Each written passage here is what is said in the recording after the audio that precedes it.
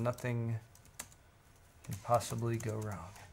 We're just we're just pausing for a moment as the internets spool up. But hello. I think we should be live now. Hello, everyone. Welcome to Awesome Hardware. This is a show about technology, and indeed, that's what we're gonna talk about today. We're gonna talk about some tech news. We're gonna talk about some science-based stuff, and the first thing that I should tell you guys is that you should not have high expectations for my half of this show. No, indeed. I want to set the bar as low as possible. Under promise, over deliver. I like the way you think, Paul. For one, Awesome Hardware is a show that we do every Tuesday evening at 5:30 p.m. Pacific, and we split it into two halves. And the first half of today's show, which is episode number 132, has already been live streamed to Kyle's channel, Bitwit, and the link to that is in the video's description. So we've already been talking about technology and drinking beer and having just a wonderful time. A gay old time. Exactly. And now I'm going to be talking about stuff, but woo! I begin with a harrowing tale of frantic attempting to get ready for the show several hours ago. At which point, I was diligently allowing the streaming computer to do Windows updates as well as XSplit updates. At which point it decided... Simultaneously. I did one then the other because it's got to be up to date. Sure. And XSplit decided to stop getting the feed from the camera, the Blackmagic. Anyway, there was a big mess, and I had to kind of go through and try to figure things out. And I ended up capturing with a completely... I'm using the Ripsaw today. Yeah, Razer Ripsaw. There's a Ripsaw. For the win. This is where our video signal is coming to you guys from today. And it looks great. As you can see, the green light indicating that the driver is properly loaded and everything. Mm-hmm. Point being, that ate up all my time for my proper research and note-taking as I usually do. So, although I do have a news segment, an AI segment, and a Tales from Space segment that we're going to be going over today, some of the depth of detail might be missing there, so we'll be reading some of that stuff along with you guys. Totally cool. All that said, if you're not impressed already with our live show, maybe invest some money in it. paulshardware.net is where you can go to buy stuff from my store. I got some keycaps, I got some bottle openers, I got some shirts. We got Awesome Hardware shirts now, as well as a new 15-ounce mug. I'm having a sale right now, December discounts. If you spend over $50, you get 10% off. Over $100, you get 20% off. So check it out, buy some stuff. It's all real high quality, and thank you guys for your support who do. Bitwit.tech/store is Kyle's store. Very similar situation to me. Buy stuff. It's all good. Good stuff. Yep. Shirts. These 20-ounce tall boy Imperial pint glasses are fantastic. Even fidget spinners. Fidget spinners. If you're on the tail end of that trend. But yeah, if you guys buy stuff during the show, we'll give you a quick shout out at the end of the show. And when it comes to my half of the show, we're going to try to kind of plow through this as quickly as we possibly can. Let's do it. All right, let's start off with news. And the big news depends... This news depends, it's either really big news or it's like, I've already heard this news. It depends on how or both closely you followed what AMD said over the past year about their Zen stuff. This is a Tech Power Up article, by the way. Whether you believe them and whether you find further confirmation to be significant or not, there has apparently been some further confirmation. This was an AMD interview with Overclockers UK that has stated very specifically that the second generation Ryzen desktop processors will support the existing AM4 socket. Now, AMD has kind of already said this before. They've said AM4 is going to stick around. Mm-hmm. AM4 is going to be our socket until 2020. That's the year that they listed there. Now, which is awesome. There is the possibility that they could have been just like blowing smoke up everyone's ass, and actually what they wanted to do was keep doing Ryzen 1 stuff on AM4, but when they come out with their next gen, they're going to come out with a new platform or something like that. Right. That was a possibility. So sure. If you're looking at it that way, this maybe is a little bit further confirmation that anyone who's investing in an AM4 socket motherboard has a reasonable expectation that they're going to have some more processors that will slot into that and be supported. That'll be current gen. Yeah. Next generation is called Pinnacle Ridge by the code name. That is going to be Zen 2 or second generation Ryzen or Ryzen Gen 2 or whatever. I don't think there's actually any official name for it yet. But if you have an AM4 motherboard, you would need a BIOS update. You need to update for the latest AGESA 1.007 version. And the AMD rep, James Pryor, confirmed in the interview that AM4 will work. So that's pretty cool. Also, there's potential that they're going to be shrinking down to a 12 nanometer process, down from 14 for Ryzen 2, which would enable higher clock speeds. Sweet. So that's pretty good too. And I think this is a really good tactic for AMD to take when they're competing with Intel, because that's been something that Intel gets critiqued about a lot, is their turnover in platforms or something and that kind of thing. Granted, the mainstream platform, at least if you go back to LGA 1150, the stuff prior to Sandy Bridge was the last time they did a 1 year platform. But the Z370 stuff, a lot of people are critiquing that isn't backwards compatible with Kaby Lake and Skylake. So yeah, there you go there. But yeah, good to know. There is the chance, however, that AMD might come out with a new chipset. So a new chipset. Still an AM4. Beyond, still AM4 socket, but a new chipset beyond X370. Right. And a new chipset might enable, say, a greater number of PCI Express lanes from the CPU or that kind of thing. Right. So there is still a possibility that you might be compelled to buy a new motherboard for the Zen 2 stuff as a result of that. We'll keep an eye out for that. But for now, this appears to be good news. Sweet. We're going to quickly talk about net neutrality. I'm not going to dwell on this too long because time is growing short. We only have about 9 days until the December 14th vote by the FCC as to whether or not they want to keep the current Title II classification for internet service providers, which is how net neutrality is currently enforced, or whether they want to roll that back. They've indicated they want to roll that back. That seems like what they're going to do. Most Americans seem like they don't want that to happen. But there's been lots of feedback for it, and there have been 50,000 comments made, or net neutrality complaints, I should say. This is separate from the comments. So back in May, the FCC made a notice of proposed rulemaking, and they opened it up for comments, and there were over 22 million comments submitted, and that's a big point of controversy right now, is where those comments came from and that kind of thing, and whether the FCC is going to delay in order to allow further investigation into that. All that aside, though, ever since 2015, ISPs have been classified as common carriers, which means that the FCC is the governing or the agency that regulates them. So, ever since 2015, there has been the ability for the public to complain if they find internet service providers acting in a way that is contrary to basic Title II regulations or net neutrality. There have been 50,000 of these complaints? There have been 50,000 of those complaints, and they've been excluded from the repeal docket. So these complaints that have been made about net neutrality infractions are basically being excluded from this look.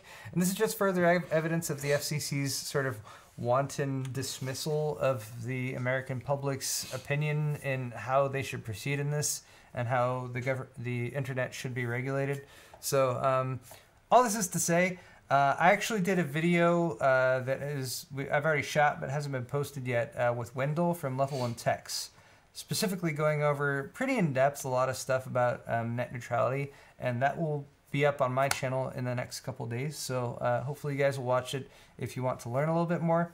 And there's also a sort of sister video to that that's going to go on Level 1 Techs, where we went into even more depth into that, going back and looking at stuff like the 1996 Telecommunications Act, looking at what internet service providers promised Americans, which, in case you're not aware, they sort of signed a contract with the FCC and with America that by 2005, like 100% of American households would have fiber to the house, fiber to the home. Yeah, right. With a 40 megabit connection for $20 a month. That's the promise they made in 1996. Promise failed. By 2005, which was 12 years ago.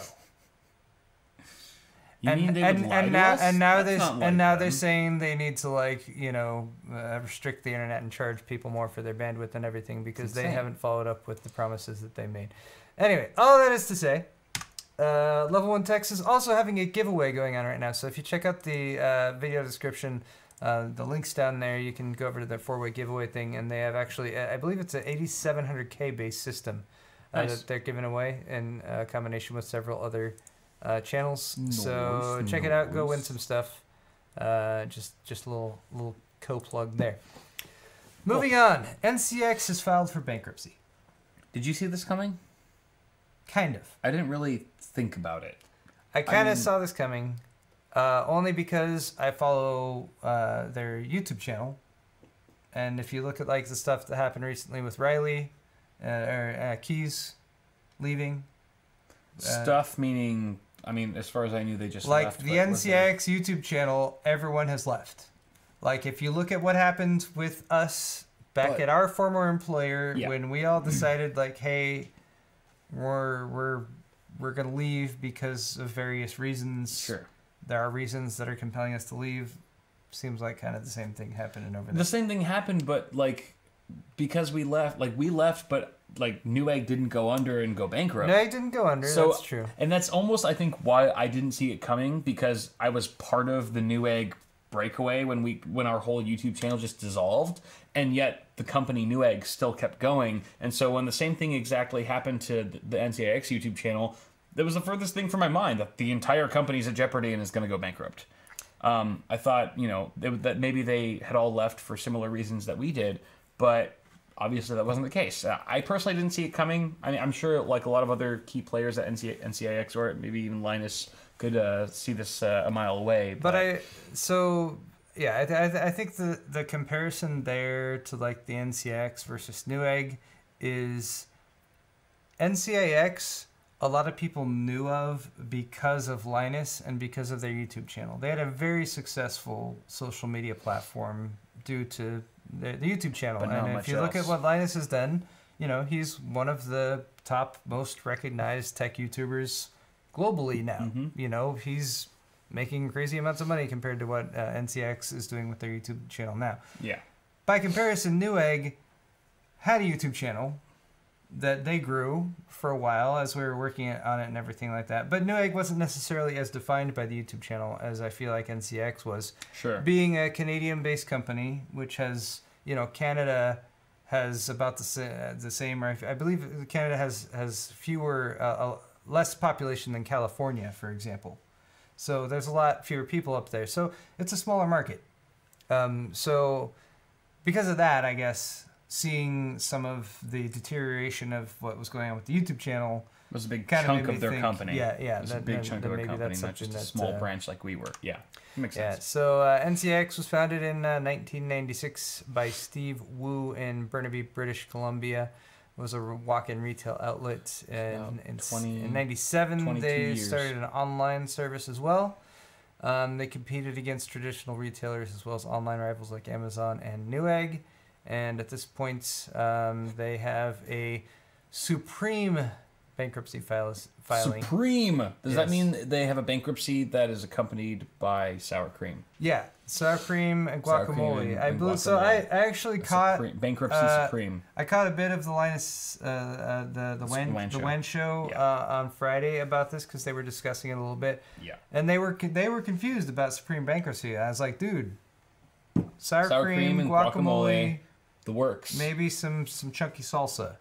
Fucking Canadians. That is what makes it the Supreme bankruptcy. I was kind of surprised. God damn it. But yeah, Linus Tech Tips posted a picture on the store in Richmond, British Columbia, about it being permanently closed. So some of their actual retail locations shutting down. This apparently is the location that Linus got his first job at in the PC industry. This is where he was a retail star person for a while. So yeah, there's a lot of history going on there and stuff. So it is sad, to see the company go under. Again, if you guys want a little bit more actual insider information, if you guys didn't already see the Wen show, I did watch that bit on it, and Linus actually talked a decent amount about his, you know, conflicting with the management. I mean, certain predictions he had. You know, or... he was a product manager there and everything, and worked his way up to where he was pretty high up and everything. So he had a decent amount of insight there, as well as he talked about some of his ideas about where he thought the company should go, which, you know, you can't say if they had done this, then they would have been successful. In retrospect, it sounded like a good idea and everything. He had this idea of making very small stores that would, you know, that would hold like very popular inventory, but a very small amount of it. Yeah. In order to deal with the issue of shipping in Canada, because shipping is very expensive in Canada. So you could have stuff shipped to the store and deal with it that way and everything, which, I mean, seemed like a good idea. Who knows if it would have worked out or not, but RIP NCIX, I guess. Yeah. It's crazy. It's crazy to think that they're gone. Yeah. It'll be a while for me to like fully recover from like, oh, I wonder what the NCIX YouTube channel's up to, and then realize it also that doesn't exist anymore. It also seems weird timing. Like, if I mean, I have no idea what any internal stuff going on there, or whatever. But like, if I had to choose, I'd be like, let's get through the holidays and like sell as much of our inventory as possible. Right? Yeah. Like, have like one last hurrah. Recoup, you know, some of our investment or that kind of thing. But like having it happen right at the end of November, beginning of December. The website apparently is still working. I haven't looked at it today. I'm also really curious to see like the you know, the next VH1 updates, like NCIX YouTubers. Where are they now? Oh, yeah. Because I'm curious, like, are they all going to be snatched up by LTT? Are they going to stay in tech, or are they going to be, you know, forever lost to us? Well, Riley has his own channel now. That's Keys. Yeah. I always liked his stuff. I thought he's a really good presenter and stuff. Yeah. And had some good jokes and whatnot. Yeah. But yeah, it'd be cool to see him join the Linus Media Group. Yeah. You know, they do good work and stuff. I hope they stick around. Anyway, so long story short, success. We've destroyed NCIX. Yay! Right? No. I don't want to come off like that, but yeah. Sorry, I was at Newegg when Newegg expanded to Canada, and that was kind of like the undercurrent of everything. It's like, yeah, let's get them. Let's get them, and we didn't. But yeah, they got themselves. Had apparently. nothing to do with that. Cool stuff. All right. Since Coffee Lake has launched in the past couple months, there's been some blowback towards Intel because Coffee Lake is not backwards compatible, even though it still uses the same socket LGA1151. You need a Z370 motherboard it's got some different ground pins or something like that, right? Apparently, and Intel's explanation was that due to the additional power requirements of going up to like the six core options like you have with an 8500 and an 8700K, that's why they needed to not make it backwards compatible. According to this Video Cards article, which derives from a Baidu article, which derives from PC Lab article. So this comes from China. There is a modder who has gone and modded a Z170 motherboard, specifically an MSI Z170A X-Power Titanium, done modifications to both the CPU microcode and the BIOS in order to get an 8350K to work on the Z170 motherboard. This seems super legit from what I can tell here. Is there a tutorial? There are no. This is beyond the capacity of most people. The average user. And the speculation also here is that because he's using the quad-core 8350K, which is a lot more akin to what would be compatible with Z170, like, you know, your Skylake 6700K or 6600K quad cores, is potentially why it's able to handle it. Right. Also, the X-Power Titanium from MSI is a high-end motherboard that does have pretty overbuilt power delivery. Sure.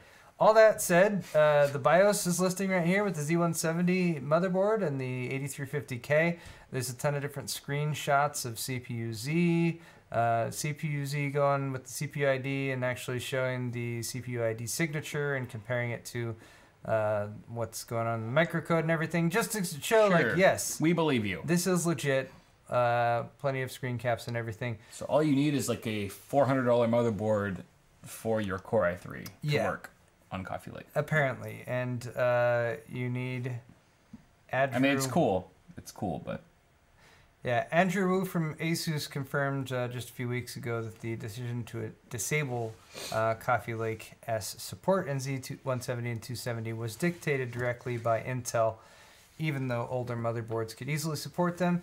This is just an actual use case of someone actually going in and making the necessary modifications and everything to get it working on that, which is pretty cool. Yeah. Oftentimes you wonder how locked out it is when they make things incompatible that maybe should have been compatible. Right. And yeah, whether it's like the old school pencil trick or whatever else. Yeah, kind of cool that they were able to get that up and running. All right, next segment. Sure. New segment.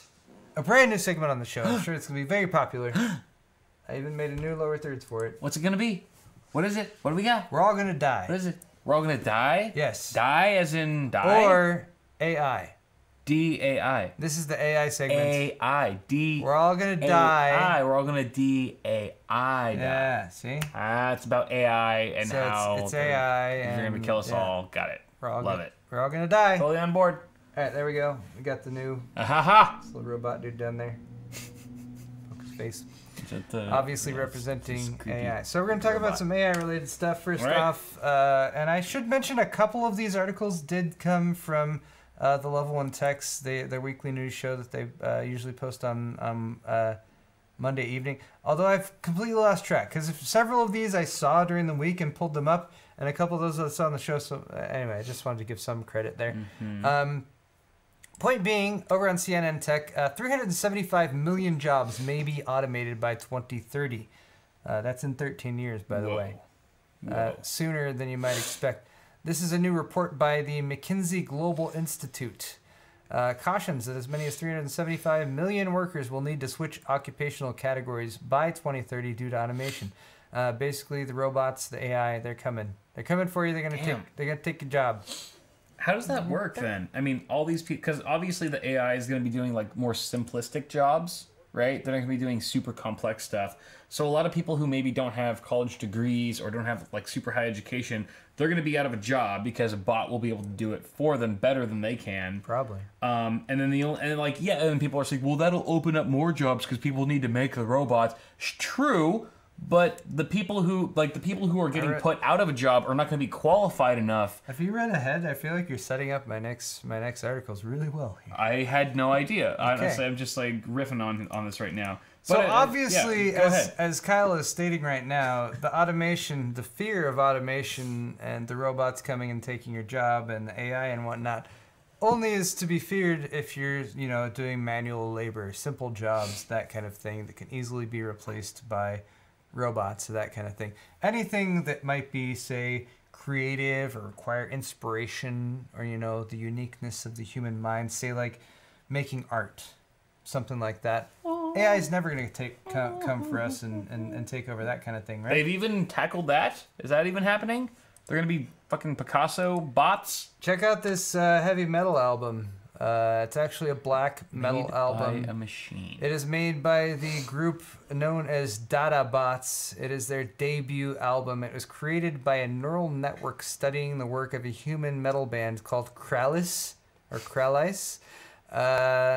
Basically, they would feed it parts of the music, and then the AI would spit something out back at them, and they'd be like, "Yeah, that's good," or "No, that's bad," and they would train it that way.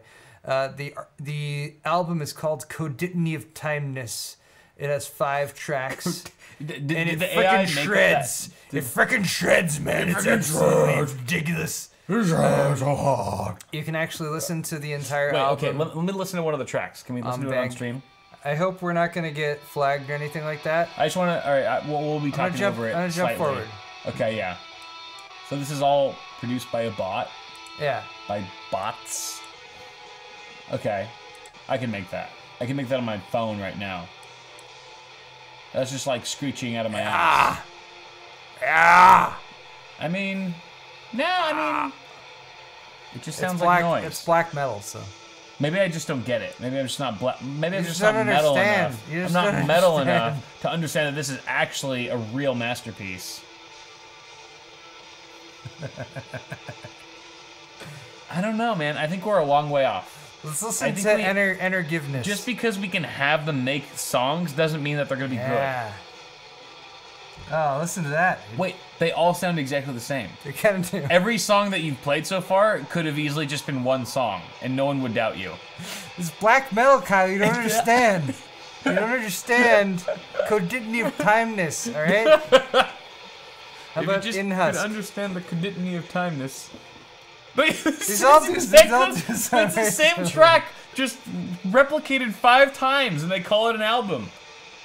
I'm I don't know, sorry. I think this is awesome. I think this is pretty epic. No, like someone said in chat just now, there's no emotion to it. It's very sterile. I think we're okay. I think all the black metal artists are safe. Your job security as a black metal artist is All right, safe all right, for now. All right. Keep on shredding. Look, if you can't appreciate the genius of coditiny of timeness, And you know, some people are gonna get super hyped about this and like tattoo coditiny of timeness like on their neck. oh yeah, probably. It's freaking the best band ever, man. No. Because they're robots, man. They don't even have souls. They don't need souls to make music, man. I've made an Somehow. appointment to An get appointment. that. Get that done. Slated for a tattooing. All right. So, while we were discussing coditiny of timeness, from my understanding, the singularity happened. The singularity happened. Yes, at least according to this article on futurism, Google's artificial intelligence has built an AI that outperforms any made by humans. So that is an AI building an AI that is Ooh. superior to the AI that we were able to build. Really? This AI building another AI, and from my understanding, singularity, right? It's iterative. It builds on itself, and given an infinite amount of computing power, It can I don't know rule what the world. I don't know what these kites have to do with anything, but apparently this is how the robots take over, is by identifying Everything's a percentage. the kites. The kites are okay. The people are what it's targeting to kill. I think that's what's Yeah. Yeah. 99% gonna kill this Yeah, dude. these gonna people- kill that dude. 99% they a threat. The robot, Although that the kite in killer the air- robots. The kite in the air is pretty threatening at 99% as well. But they It's don't probably supporting a person. That's why it's identified that. kill the kite and you'll kill the guy. Yeah. Kill the dude. All right, makes sense. So again, I wish with you. I wish I could rattle off a few more of the specifics from this article, but due to lack of time today, It's pretty I'm gonna accurate. have to direct you to the link in this video's description if you want to read up a little bit Futurism.com. more on that. Point being, though, Google's AI has made an AI that's smarter than itself. So AIception. officially, I believe that's the singularity. I'm pretty sure that's the singularity. It's happened right now. Singularity achieved. Achievement And unlocked. we're all gonna die. Die DAI. But what's gonna happen with the AI killer robots? That's really the question. Of course, there's probably going to be lots of countries that build AI killer robots. Russia, in particular, very interested in AI killer robots. They have specifically stated at a meeting in Geneva earlier this month that any UN, say, sanctions or rules against the Russia's development of robots, they're going to ignore. Okay. So So it's that's- gonna trek on. It's Yes. gonna truck on. Russia said they would not adhere to any prohibitions on killer robots. That's Wow. what's been stated here. Okay. Very, very clear. Killer robots are gonna happen. Which makes sense. If I was Russia, I would want killer robots too. Well, yeah. Just- Just you're Russia. There's nothing to do there but Seems drink to vodka make sense. and make killer robots. But the You're fact is salty. that the UN isn't going to stop them. Here's a picture of a killer Probably because robot. the UN's stupid. They're like, they're not gonna kill This robots. is one of Kalishnikov's automated weapons. Kalishnikov. We've shown them here on the channel before. Let's move on though. Yikes. All right. So, how are robots going to strangle you until you're dead? Good question, Kyle. We are all gonna die. Harvard and MIT scientists have built robot muscles that can lift 1,000 times their own weight. Robot muscles. Yes, robot muscles. What the hell is a robot Because muscle? robots are gonna need to overpower their human counterparts. Why do they need Obviously, muscles, though? having superior intelligence, even though it's artificial, isn't sufficient. They're gonna have to take advantage of the robot muscles. Are their muscles artificial? it's a little too deep or whatever. This It also could make soft robots safer. yeah. Well, these. Researchers at Harvard's Weiss Institute and MIT's Computer Science and Artificial Intelligence Laboratory announced on November 27th that they've created robotic muscles that can lift up to 1,000 times their own weight. They're simple objects constructed out of metal or plastic skeletons that are covered in either liquid or air, then sealed in plastic or fabric skins. The muscle pulls taut when a vacuum is created inside the skin and goes slack when the vacuum is released. By folding the skeletons in different ways, hence origami. Are they comparing our vacuum can pull muscles the muscle. to plastic bags? Kind of. Got it. That appears to be how it basically functions. All right. We But just got a bunch of bags in our bones. also they've got bags the in our banana. bodies. They got the banana for scale there, so you have to give them that. Yeah, very accurate, scientific. So yeah, I'm looking forward to this being combined with AI, machine guns and lasers. and with machine guns and lasers, as Kyle has just mentioned. Also, I want this video I'm paused. gonna die. It's weird. 1,000 times their own weight. That's pretty. That's more It's a than I little can scary. lift. Yeah. I can't lift 1,500 pounds, 1,600 pounds. I would die. Have you seen the new Atlas? DAI. Have you seen the? Oh yeah, we fuck didn't- this thing. We didn't show this on the channel or on the live stream Fuck yet, but this thing. Boston Dynamics. This was earlier in November. This is And, it's like- almost a month ago. And like the fact that there's The even new a video Atlas on robot. this. So, If there's a video on this, that means that there's even crazier robots that aren't even being shown to us yet. oh yeah, yeah. And like they got, this is child's play, but still, this it's isn't fucking even insane. using the super 1,000 times more powerful muscles. I know. There's no Imagine plastic that- bags anywhere. Imagine how. No plastic Look at the bags. flip. Look at what it. Look at. And then it raises its arms in triumph. Was the chick the crazy Olympic chick, black chick in the Olympics? What? Simone Biles. Oh yeah, Simone Biles. She ain't got shit on this Atlas bot from Probably Boston not. Dynamics. She ain't got shit. Elon Musk Robot Olympics tweeted in coming at response to that and said, "Yeah, give it a few years, and they'll They'll be able move to so kill you fast all." you won't be able to see them." I saw that, yeah, That's which is also a little terrifying. freaky. Thanks, Elon. Anyway, Appreciate though. it, bro. All right, let's move on to some more uplifting news. We cannot sleep at night now. Our final segment, until we do the Q&A and stuff, is of course. Wait. We're all going to die. All right, lean back and don't yell really loud. Ready? Tales from space. Might have done it. I don't know. If How did it worked. sound, guys? How did it sound? Actually, I listened back to it the last time, and it was like it blasted perfect? out and peaked everywhere. Oh, jeez. So I was you trying to turn make the it, gain down a little bit. I'm not sure. I don't know if it worked or not. We'll see. Tales from Tin Can. 0 of 10. Everyone said it fun. sucked. Not enough echo. Not enough echo. All right. It sounds great. It Needs we more did our echo. best. Okay. All right. We did. We'll work on the echo. All right. We'll work on the reverb portion. We're still Alright. working at the kinks. So, really cool article from NASA actually about NASA. the wheels that they're making for their Mars rover. And in fact, Mhm. they have an entire special page on it that you can scroll through, talking about the history of rovers that they've made, that they've sent to like the moon and Mars before, and the various attacks that they've gone with when it comes to making the wheels. Because obviously, you can't just make a big rubber wheel like you do here on Earth, because there's a lot of other harsh conditions that it has to deal It's gonna be a with. space wheel. It's got to be a space Those wheel. wheels So look flat. They look like they need filling. so what they're developing is actually Ooh. being sort of called like a chain mail wheel. Oh. So it's got a bunch of chains connected together. This one has sort of an internal structure as well that holds everything out.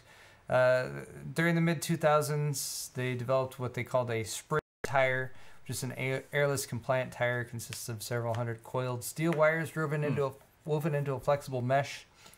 The Mars rover, which we follow a little bit, the Curiosity rover, actually had some damage that was recorded, and it actually sent back in pictures of its wheels, and it did not use this type of wheels. So this is the stuff they're developing for the next Mars missions, whether you're talking about rovers being sent there or actual Do we know what the issue is with regular rubber wheels? Like, Yeah, they break down. They just They deteriorate, suffer or- through the harsh environment, so they can deteriorate too easily. gotcha. And they're not capable of dealing with rolling over like rocks and harsh terrain and stuff like that. So the solution they have right now, and the fanciest thing that they're sort of publicizing, is using nickel titanium, which has a shape memory alloy. So basically it can bend out of shape and then it will snap back into shape. So that means it can deform to go over different objects and that kind of thing.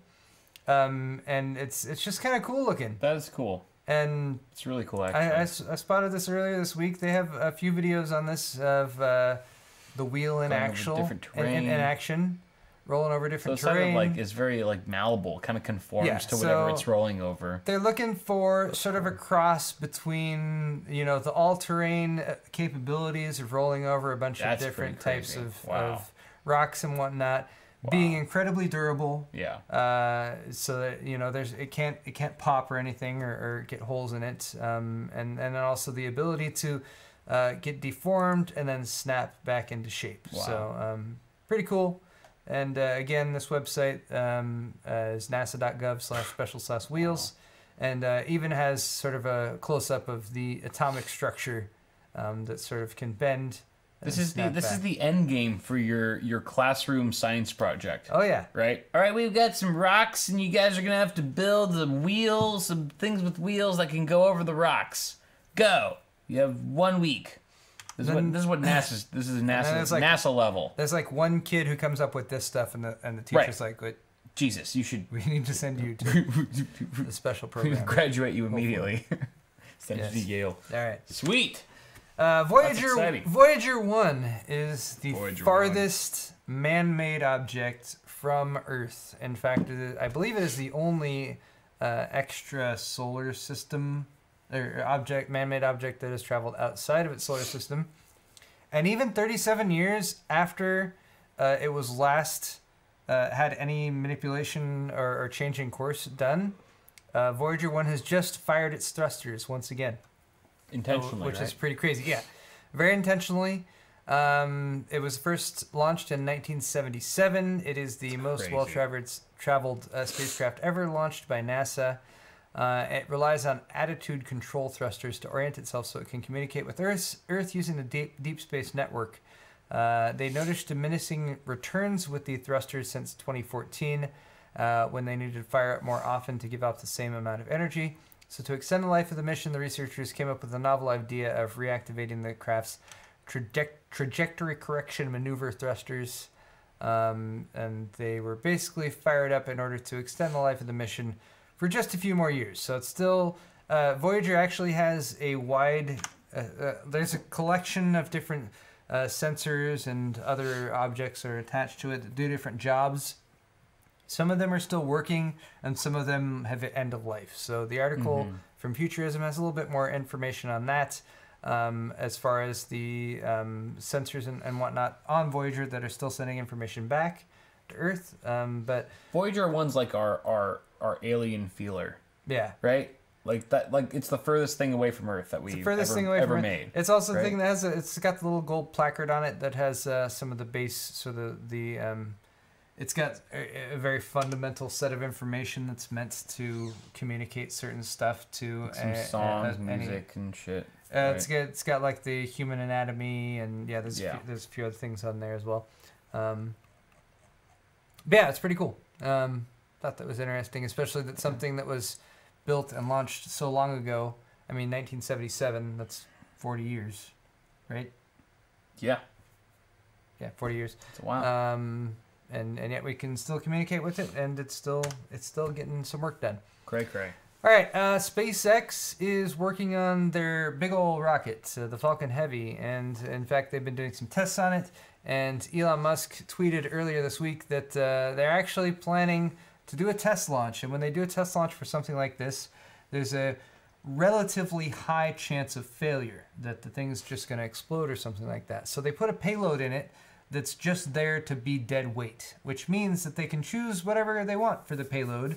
And in fact, they've chosen some unique stuff in the past and I'm forgetting what actually they did. So they did, but A what they're puppy. promising, not a puppy, but what they're promising to send up in the Falcon Heavy is a red Tesla Roadster, at least according to what Elon Musk tweeted. So they can potentially blow one up. There was apparently some confusion between what he told The Verge on Saturday and what some emails said, but he has confirmed that the plan is real, and that the Tesla payload is real. He wanted it to be playing Space Oddity by David Bowie, which is very appropriate. Ground controlled Major Tom and Of everything. course. And the Falcon Heavy would send the Tesla into orbit around Mars, assuming it didn't explode. It would potentially be in deep space for 1 billion years or so if it doesn't blow up on ascent, said Elon Musk. And yeah, that's kind of cool. Cheese, yes, I'm sorry, is what they sent up in the original Dragon. Cheese. Yeah. Just cheese?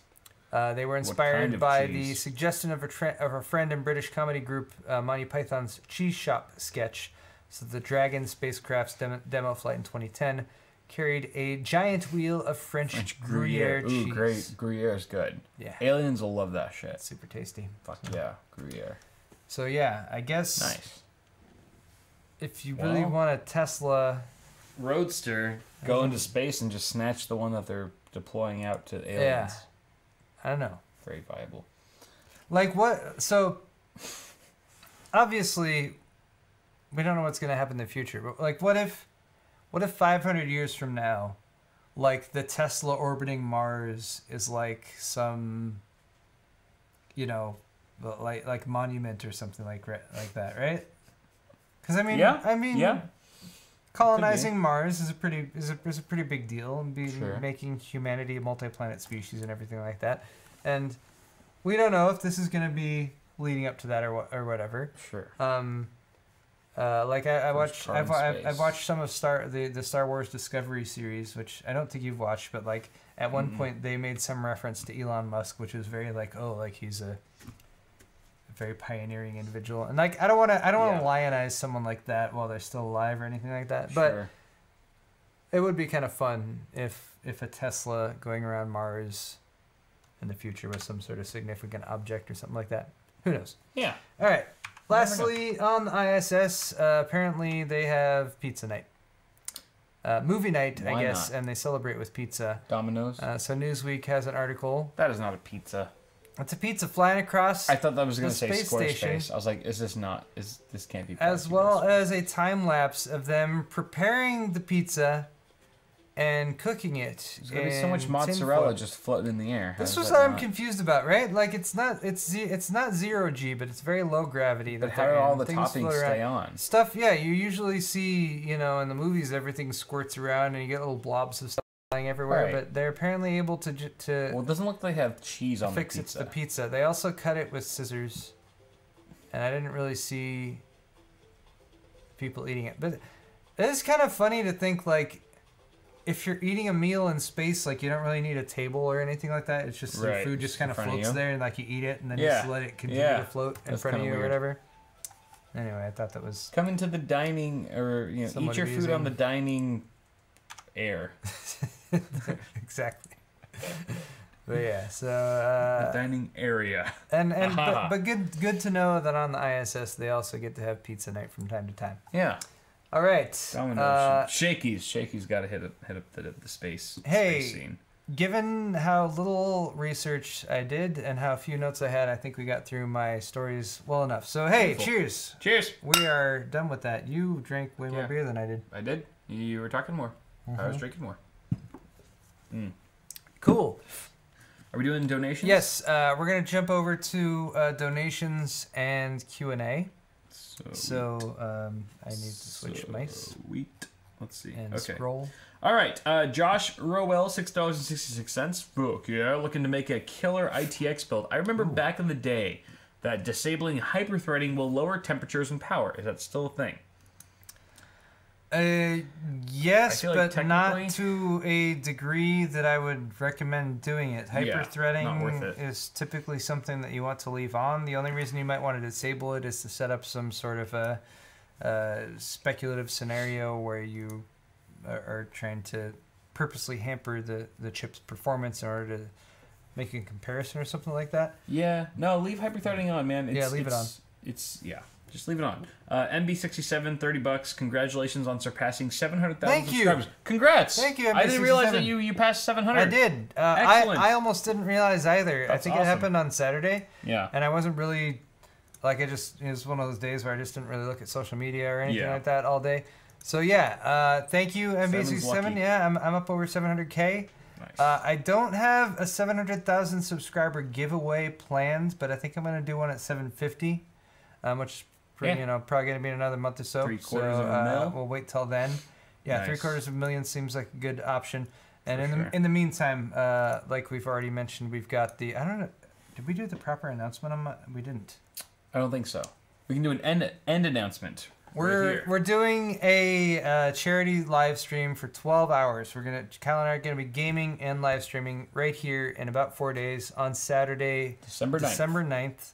So Mark your calendars. You'll be able to donate. The donations are going to charity, but Yes. For people who donate, we're also gonna have 2 computers, and we're gonna do a drawing at the end of the day to give away both of those computers. Yeah, to so people. if you donate money, you'll be entered into the raffle to win one of the 2 computers. Yes. And they're going to be pretty epic computers. So you guys should very nice. definitely join us for the stream. Mine is the one I already built is worth about $1,900. $800 or $1,900, $1,800 or $1,900. So it's Yeah. a very nice system, very great. Get you into the high-end desktop Won't AMD be platform. sick. And you guys All will right. be able to see us gaming, which is always fun. Fred Rant with the $50 donation. Nice. Paul, did your wife enjoy the 43 inches you gave her the other week? Fred, that's very, very. I like the way you phrased that. Yes, actually, I gave it to her last night. Damn. To be a little bit more specific. I bought, so Fred's talking about a 43-inch Dell 4K monitor Oh. that I bought.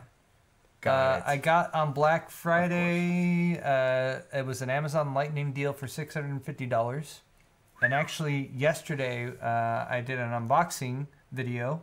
Actually, I did a haul video that'll be up in another day or two of all the stuff that I got for Black Friday and Cyber Monday. Unboxed it. Actually went and installed it on her desk last night, and it's crazy huge. But she's going to just that one single monitor, and since it's 4K and it's so big, like she likes it. So she's been pretty happy with it. She was doing some Excel work on it for like her work stuff, and she loves how many cells she can see in the Excel spreadsheet. And then she was also playing some World of Warcraft and some Overwatch, and she was really loving it. So I think she's I gonna bet that keep really it. gives you a competitive edge in certain games. I A was lot of like, games. yeah, I feel like everything you're shooting should So, be like, you easier can to just shoot because see. it's bigger. Yeah. Right? Yeah, it's much. Yeah. Right. Instead of a tiny head that you're aiming at, it's like a freaking it's very watermelon. large, so that makes sense. But thank you, Fred. Hacks. Pure hacks. Scott Dilbeck, thank you for the 666 donation. Thanks, guys, for the honorable mention on Pimp My PC. Paul, are we going to be seeing your HTPC finish before Christmas? Scott, I don't want to promise anything. I will try, but I don't want to promise anything. I will try. I really can't say He's anything doing more his best, guys. He's doing his best. I see the potential for me having time to do it. It's just a matter of how the next couple weeks go, I think. Because it's really one of those projects that I've had ready to go to the next step on, but I don't need to because the system is functional as is right now. So it's been easy to keep pushing it back and pushing it back. That's really what it comes down to for that. But I know what you mean. I do want to move to the next step on it, and there is a potential. There's definitely potential for me to get it done before Christmas. I'll try. I'm Thank looking you, forward Scott. to it. Kiwi Crypto 12, $20. No comment. Thanks, Kiwi Crypto. Thank you, Kiwi. Jamie Snelling for the 5 GBP. Differences on a fancy SLI bridge and a plain bridge that comes with the motherboard. Would have bought from store, but shipping was $22.50 to the UK, so whatever. So, Jamie, the only time you're going to deal with a potential incompatibility issue with an SLI bridge is if you're talking about the most recent generation of High GPUs from NVIDIA, the GTX 1070 and 1080 and 1080 Ti. Those require what's called high bandwidth SLI bridges. And the difference when you're looking at the fancy, more expensive ones and the cheap, kind of flexible ones, is actually has to do with the traces going from point A to point B, and them needing to be able to exchange data at a very high frequency with enhanced precision.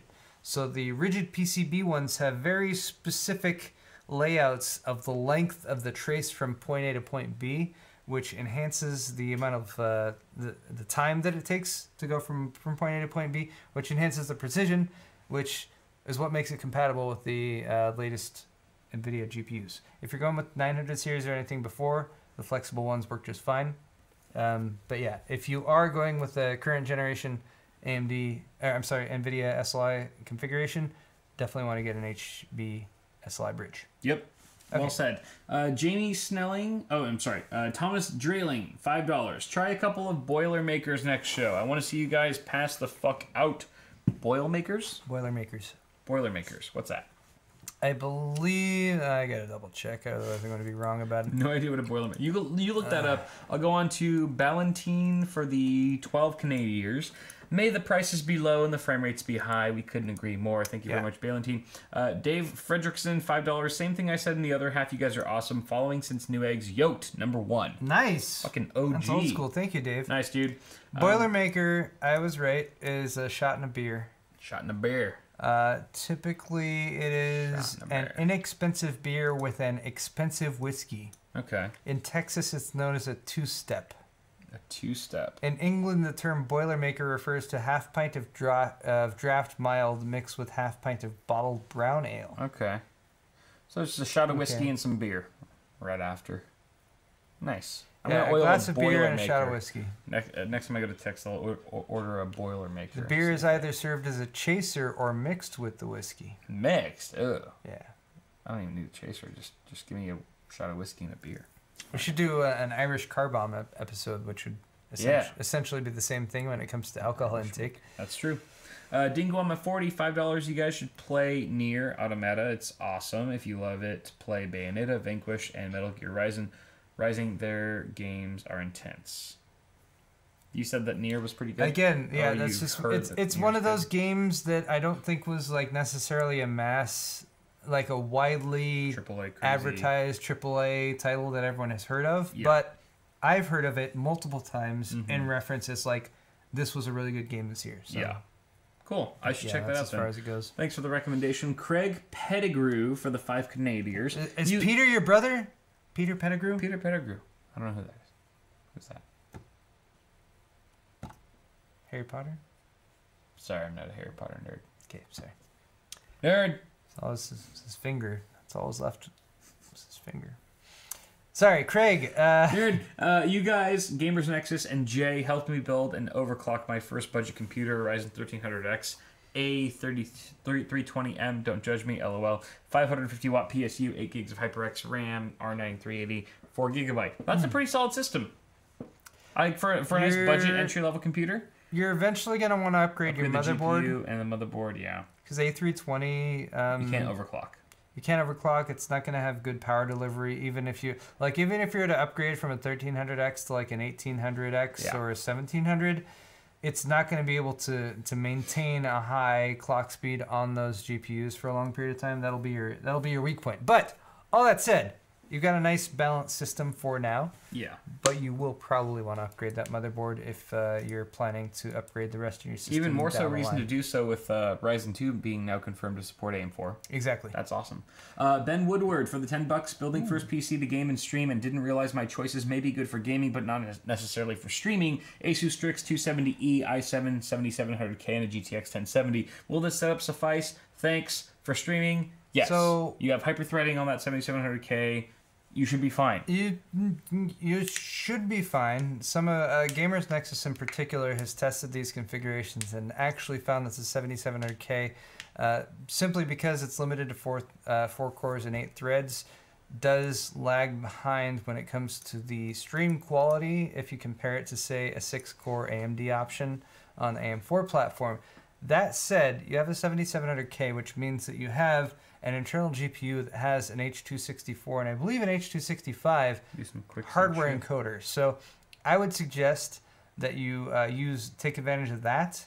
Again, there's further developments with stream quality and that kind of thing, but yes, you can get by with gaming and streaming with the 7700K, and you're not going to suffer that much. But I would recommend taking advantage of QuickSync for your stream encoder.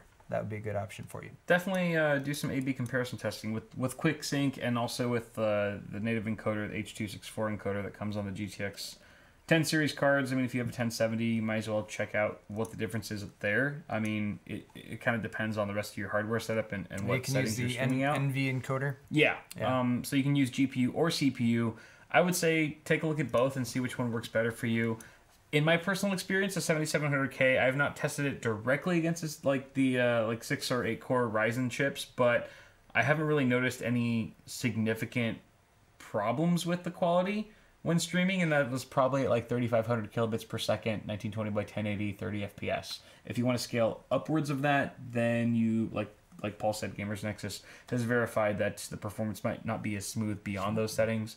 But, yeah, just go ahead and check it out for yourself. Thank you very much for the input, though. HX Fear No Fish XG. $5. I decided Fear No Fish. Fear No Fish. I decided to impulse buy a 10-year-old Quadro FX 3700 just to say that I have a Quadro. That being said, any ideas what it could be used for? So you bought a Quadro just to say you have a Quadro. You have no idea what to use it for. Workstation applications, 3D modeling, 3D rendering, video editing. A lot of these things that you could do with a gaming GPU. Hopefully you're not trying to game with a Quadro. That's not the most ideal. FX 3700, geez. I would say upgrade your CPU and your GPU, unless you're just sticking to a workstation system. But I'm sure it's functional as a video card and giving you video outs and everything like that. 10-year-old Quadro. 10 years old, there would be much more viable and powerful options, even that are 2 or 3 years old right now. Yeah.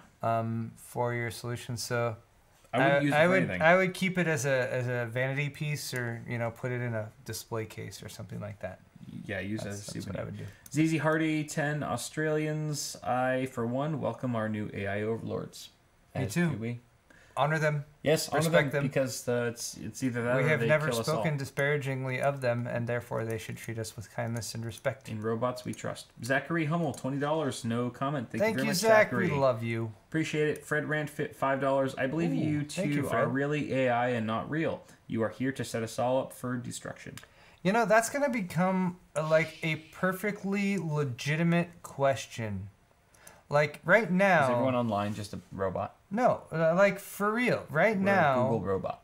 Right now, you look at something like a Twitter feed or a social media feed or something like that, and you see stuff that's posted, and you wonder is this news article written by a bot? There's lots of news articles that are written by a bot. They just gather the information and put it together and post it. They can make a metal album. Is this Twitter post being written by a bot? We're going to come to a point where we can see videos and we're like, is this a real video I'm watching that real people made and are talking to me? Or is this a 3D generated video that was made by an artificial intelligence based on a bunch of deductions of what people want to see? That should be a law. If something's made by a robot, it needs to explicitly say that. So we know, a human didn't make this. I would actually be okay with that. But honestly, that's going to be a thing because as AI gets more and more intelligent and as it's applied towards things like selling products and something like that, all they really care about is eyeballs. That's all that's being sold when you're watching TV or watching ad-supported content or something like that. How many eyeballs are watching those ads that are being shown? So giving AI the end goal of hey, make content that people are going to watch. And knowing that AI is iterative and can build on itself and can become much more intelligent building on itself than... That takes all the fun out of it. Yeah. What if movies start being directed by robots? That's going to be a concern. Whatever you're watching, it's is that real? Or did an artificial intelligence build that because they knew it would make me watch it for half an hour? Yeah. From all the machine learning, the precision, and they can do it better than a human could. But the porn's going to be awesome, so I'm okay with it. We have built a case suddenly. Coming soon, if you know what I mean. All right, Kiwi Crypto 12, $20, no comment. Thank you very much, Kiwi. Thank you, appreciate it, Kiwi. sir. Pair A slots, $5. Catching some of the show for the second time in a row. Real awesome bits of tech this episode. Here, take my money. Did you cover the Razer phone? That's a little bit old news. I think we covered that probably a couple episodes back. We've discussed it. Neither of us have actually done hands-on with it or used it or anything like that. Actually, we were hanging out with our friend who also happens to work at Razer a couple weeks ago, and the thought occurred to me to be like, hey, hook me up with a Razer phone. But it sucks when you're friends with someone like that because you don't want to just be like, make it all about work and stuff. Yeah. So I never did. But yeah. it does. I mean, a lot of people, especially, I've heard lots of positive things about the 120 hertz display and smoothness and and all that kind of stuff. Maybe we'll find a way to get it on one of our channels at some point. Seems very promising though. Leo El Primo, $10. Paul, I know it sucks talking about net neutrality, but thank you. Oh, Do you guys think it will negatively affect PC building, gaming, and crypto mining? Should I even build a gaming PC? Great content, guys. Leo, Damn, I mean, it's hard to say.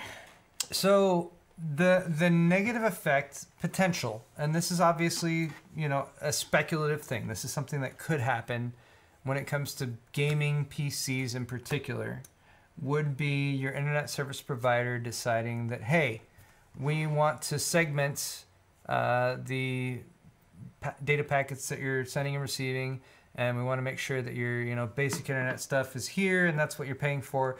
We have decided that we want to create a separate tier for gaming packets. So if you want to communicate with Steam, that's a separate tier. We're going to block that unless you pay for the separate tier of data. Now, we have no idea if that's going to happen or not. It didn't happen back in 2014, but it maybe was leading towards that. It's something that could happen. Without rules that are explicitly preventing internet service providers from doing that, they could. And if you happen to be in a situation like about 50 million households in America are, where you only have a single internet service provider that's a wired broadband connection that's 25 megabits per second or better, then if your ISP decides to do that and they're like, hey, you need to now pay us an extra $10 a month for gaming service. Yeah. You're kind of SOL. Right. And whether you got to pay or not game. Yeah. And again, that's a specific scenario, and it may or may not happen, and it's maybe a little bit further out there as far as what could happen in the next few years. But if you look at the way ISPs operate and the way that they try to make as much money as they possibly can, and if you look at the way that your basic cable packages have worked for the past 30, 40 years, you can totally see that happening. Absolutely. So, there you go. And having full but thank net you, neutrality is the only way and it's we gonna have prevent that. tried to discuss this and spread as much information as we can. I do have another video, again, that video with Wendell in a few days coming up, so hopefully you guys Is it like a podcast type thing? We just You're just shooting the shit. so talking back and forth. Brendan Carr, who is one of the 5 I don't know what the term is. There's 5 FCC people. Yeah. Dudes. Members. Voting parties or whatever. Mm-hmm. He's one of the 5, and he's very much on the Ajit Pai side of it, where he's tweeting a lot of stuff that's like, don't worry, we don't need net neutrality, and like we'll just make the ISPs promise to tell people what they're doing and everything like that. So he's tweeted a very specific list of things which he was calling myth versus fact. Mm-hmm. Which I found to be very deceptive and very misleading when it comes to what he was saying. Here's the myth that like they want you to believe, and here's the fact about it, and whatever, and like all bullshit lies. Comcast is awesome, and you're like they've never blocked people and stuff like that. And I'm like, actually, a lot of this is bullshit. Yeah. A lot of this is very misleading, flat out lies, or completely just deceptive skewed, or that kind of thing. So sure. That was kind of the premise of it. So Wendell and I spent. My video is probably a good 25 to 30 minutes long, and his video is probably a good 40 to 50 minutes long. Damn. And we went over point by point all of his facts versus myths, and pointed out, actually, no, this is the truth. And we talked about a lot of references to a lot of legal proceedings that have gone on in the past 15 or 20 years. We talked a lot about the details of Title II. We talked a lot about the details of the 1996 Telecommunications Act and what that was supposed to do. Yeah. A lot of the specific changes and modifications to, say, the 1934 Communications Act and the 96 Telecommunications Act to make the regulations fit properly for the internet. Yeah. Anyway, so we tried to get a lot of detail there, and we tried to make sure that everything we discussed had at least 1 or 2 articles backing it up, for research and that kind of thing. So nice. hopefully Sounds it's a really resource that Looking forward to watching it. in the week or so leading up to the vote on December 14th, people can share or with people who aren't familiar with, or people can familiarize themselves a little bit more with. Is it just the two of you talking, or are there other? It's just me and Wendell talking. Gotcha. Pretty much, yeah. Nice. So, and he's super smart, so Well, yeah, went pretty well. we all know that. He's Okay. probably AI, right? He's probably if anyone is AI just made a human better than we could. Yeah. And his name is Wendell. So, okay, great. Thank you very much, Leo El Primo. Next we've got Sam Mendoza, $5, just upgraded from 8320E to Ryzen 1200. Thanks to your advice, I have a tight budget and want to upgrade from a GTX 964 gig. What card would be best? Honestly, from a GTX 960, if you can afford it. Wait, you have a Ryzen 1200 right now. I would say it'd be kind of wasted on you to go anything beyond like a GTX 1060 6GB model. I think that's probably the highest card that I would go with, or an RX 580. Yeah, it wouldn't be a big enough upgrade, because like if you did a 1063 gig, which you can get for $200, yeah, it doesn't seem like a big enough upgrade for you. So correct. Hold out for a 1066 gig, which will cost you $260-ish right now. Mm-hmm. Or if you can find, because some of the prices for some of the AMD cards have been coming down. If you can find an RX 580 that's in the $250, $60, $70, $80 range, It'd be a good pairing for that would CPU. also be a great option too. Yeah, good luck with that, man. Omar Tyndall, $10. I like turtles. I do too. Who doesn't? Turtles are awesome. Fucking love turtles. Thank you, Omar. My favorite. Troll McTrollington. Trolley. 8 Canadians. Do you ever get stuck with being out of content when there is no new hardware being around, or is on a dead space in marketing? Honestly, there's sure. often so much new hardware, at least if you're looking, especially in the last year or so, that the time I have when there's not hardware coming out, I'm so focused on like the projects, the other stuff I wanted to do that wasn't focused around like covering that new hardware coming out, that I always seem to have plenty to do. Yeah. It's usually the new hardware that's coming out that detracts me from the other projects that I want to do, to be honest. When big launches come out, I'm like, fuck, I can't do this special, comedy thing or the special, sketch or other project, sort of off the handle thing. I think we're both trying to stray away from just like review after review, just to keep things interesting for us and for you guys. And sometimes like this year's been insane with so many huge launches, like silicon launches with CPUs and GPUs from all fronts, that it's been sort of chaotic. And we've had to like sort of derail a lot of the content that we want to do, that we have been planning, that's more of creative based, in place of a lot of like informative type, just like hard reviews that we still enjoy doing, but there's been more of those happening this year than since we started our channels. I think 2017's been insane. So but yeah, we like to keep it flexible. We like to keep both content pieces coming. Next up, we've got Rod90265. Thank Again, you, Rod. this is my father-in-law. Aw. $20 for Paul. Awesome show. Awesome show. Thanks, Ronnie. I noticed your half wasn't awesome. My half is. Hey, yeah. Obviously, he can't. Obviously, I'm the tough favorite. love. It's I'm the favorite. Clearly, tough love he's showing me. Whatever you want to say. Righteous Bruce. Righteous Brucey. 5 Argentinian just built 1800X fractal defined C tempered glass 1080 Ti G-Skill RAM X370 ASRock Fatality Gaming X not posting on XMP 3200 megahertz 2933 perhaps only. If you're not posting on that, it's very much going to depend on your memory. And I would say G-Skill has quite a few kits that are very compatible with an 1800X, but They are not all the same. Some of them use different actual, the actual RAM chips that they use in there, or of different qualities. You want the Samsung B-Die chips very specifically. Also, single rank is typically a little bit more compatible than dual rank. So I would double check the motherboard compatibility chart for your ASRock Vitality Gaming X. I would make sure that you have your BIOS updated to the latest AGESA code for the motherboard and the CPU as well. And you need to input your timings and stuff. Your timings and the voltage of your DRAM has to be 1.35. So sometimes you have to manually input all that shit. Sometimes the XMP setting for 3200, might not work with AMD, but yeah, loosening up the timings just a touch might help you out at hitting 3200.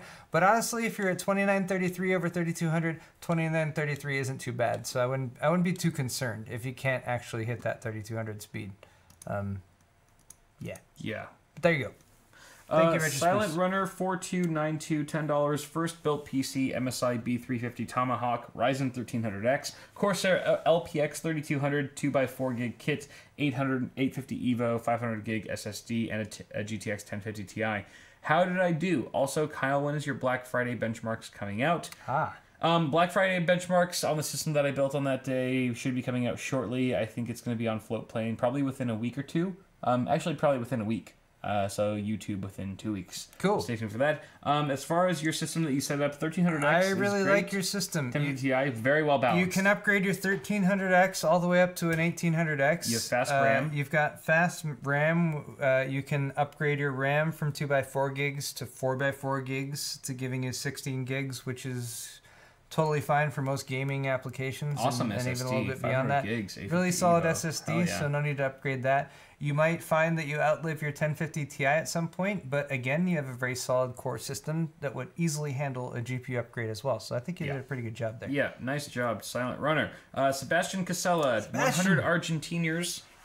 When I turn on XMP to configure my RAM on my Asus Strix Z270, it enables sync all cores by default. Should I leave it if I'm not doing any heavy OC on the CPU, which is 7700K? Also, which mouse are you using, Paul?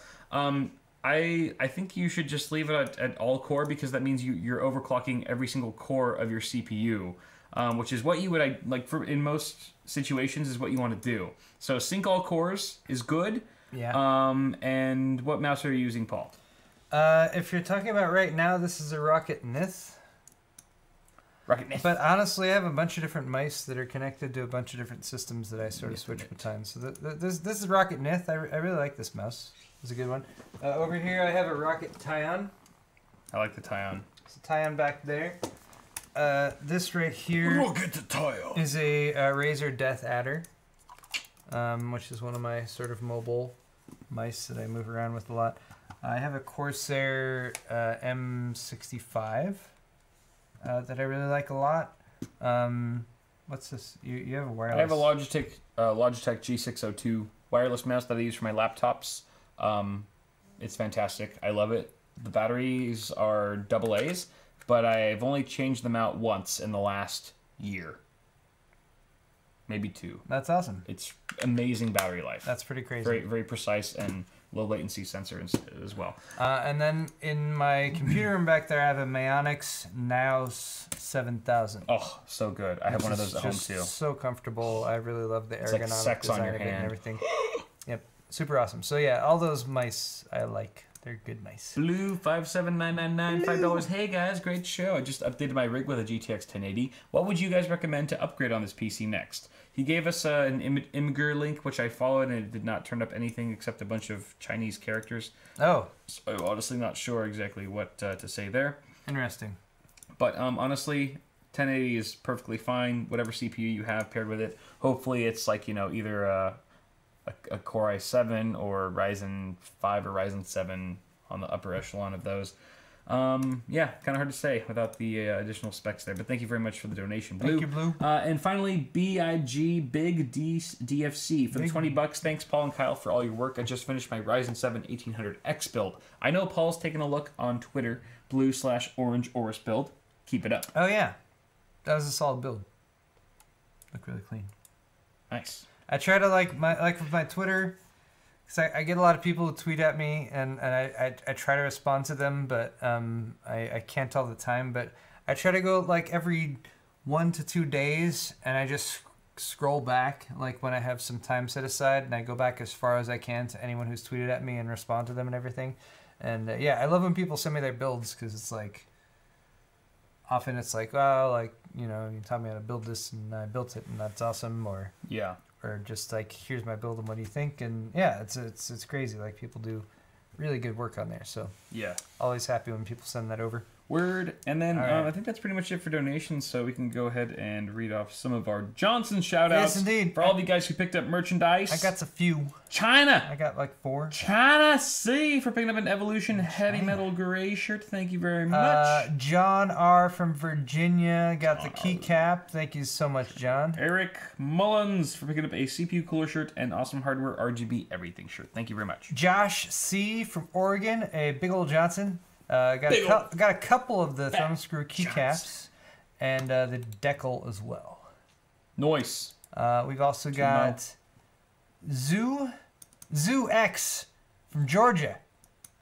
All right, that's Zoo. I believe that's how that's pronounced. I'm sorry if I'm mispronouncing that, but Zoo X from Georgia got the RGB Everything. Ooh, classic RGB Everything shirt. Love it. Very well done. And finally, Eric M. from New York got the Zero Insertion Force shirt. You're going to love that one. As well as the Thumbscrew decal. I wore that one yesterday. Lovely. And Lovely. loved it. All right. Thank you guys so much for watching. Woo! Awesome Hardware. Do we have a raid? Do we have a Twitch raid for I tonight? certainly hope so. Let's see. I did want to give a quick shout out. Hold on. Let me see if it's still there. It may or may not be. Who you got? This was actually from 2 weeks ago, and Cell put a note, and I don't think we pointed out, but Pete, who we rated a couple weeks ago, was raising money for charity. He was at $170, and then we rated him a couple weeks ago. Jumped up to $700. Nice. The awesome hardware community has gone back, and he was sitting at well over $1,010 to finish the month. So fuck yeah! Big thanks to all you guys. You guys who are awesome. went ahead and did that. Right now, though, You we're guys gonna did raid. that. We're gonna raid Coalition Gaming Crew. Coalition Gaming Crew. Raid the shit out of them. Exactly how it sounds. Exactly how it sounds. Coalition Gaming Crew. So go over there, raid them, tell them that we sent you. Give them hell. And give them hell. They have currently 4 viewers. Let's make that We're going to at least double that. 400. We're going to at least double that. At least if we're lucky. twice. Yeah. Raid the shit out of them. I want their minds blown Tell me because of you what's guys. up. Thank you guys so much for watching Awesome Hardware. Of course, hit the thumbs up button if you enjoyed, and if you missed the first half, click the link in the description to check out that on Kyle's channel. Do timestamps for Paul. I've got a ton of videos coming up this week, by the way, guys. I didn't post much this last week, but that's because they were pushed to this week, so stay tuned for that. Anyone who wants to do thumb stamps, we really, really appreciate it. Thumb stamps? Timestamps. Anyone wants to do timestamps? The drinking. Mike A did them last week, and he's awesome, and we love him. Anyway, everyone go raid Coalition Gaming. We'll see you guys.